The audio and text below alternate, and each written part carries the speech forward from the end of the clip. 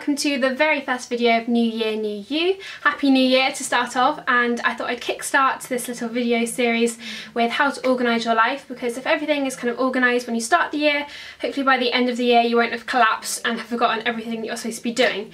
So these are just a couple of little tips to help you. It's not going to completely rehaul your whole life, but these are just some things to make it a bit easier for you, and so I hope you enjoy this video and that it helps you out a bit.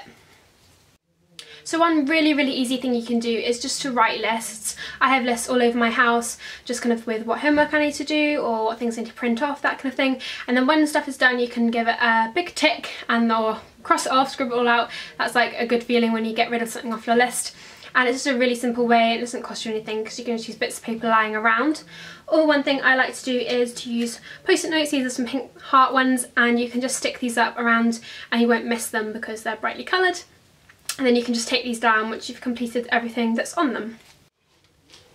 Another thing you can do is to get some kind of organiser, or maybe you got one from a friend or family member this Christmas. This is a Filofax one, and it just has the date inside, and you can write down what things you need to do on each day. Or maybe your school gave you one. This is one that I get from my school, and it has space for each day, and you can write down what homework you have, and then I write down on the little extra bit here, kind of like if I'm going to the cinema with my friends or off shopping, that kind of thing.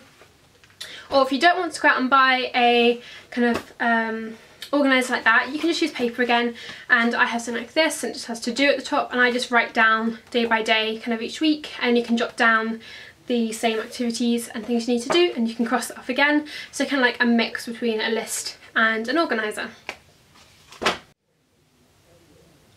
Another thing you could do is to get one of those big whiteboards. I used to have one, but then I don't really have space to put up on my wall anymore, and so you can just use the whiteboard pen to mark in any things you need to do and things that are coming up, and then you can just wipe them clean at the end of the week or when you've completed them.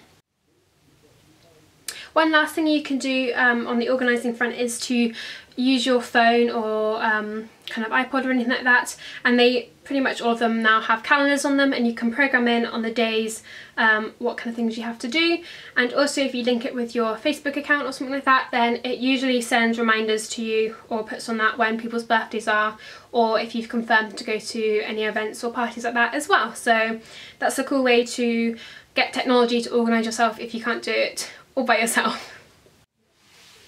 Another thing I would suggest is to kind of have an organised room, so wherever you're working to do your work. So I normally do my work in my bedroom, and it can get untidy pretty quickly, but one thing you can do is just to spend 5 or 10 minutes before you go to bed each night just kind of clearing away the surface things, because that's what I find tends to build up and then get messier over time.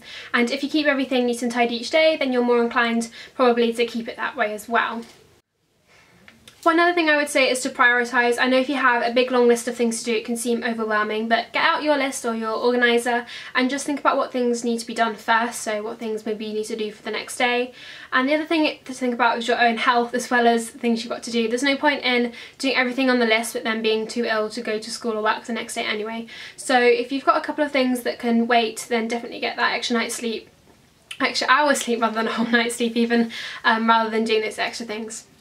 So I hope you found this video helpful. Give it a thumbs up if you have, and remember you can leave your own comments and tips as to how you organise your own life in the comment section below, and I'll answer any questions if you have them too. So thank you so much for watching. Keep your eyes out for another New Year, New You video in a couple of days, and I will see you then. Bye!